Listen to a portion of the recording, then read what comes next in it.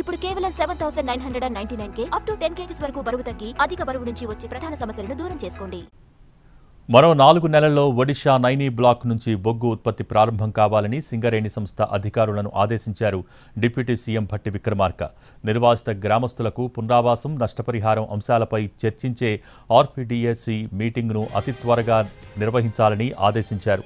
నిర్వాసితులకు మెరుగైన R&R package అందివ్వాలని సూచించారు.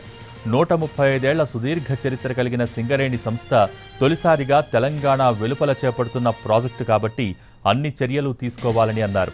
తెలంగాణ రాష్ట్ర ప్రభుత్వం సింగరేణి సంస్థ ప్రతిష్టలను పెంచేలా నైనీ బ్లాక్లో మైనింగ్ చేపట్టాలని, స్థానికుల సంక్షేమాన్ని దృష్టిలో ఉంచుకుని పనిచేయాలని ఆదేశించారు డిప్యూటీ సీఎం భట్టి విక్రమార్క.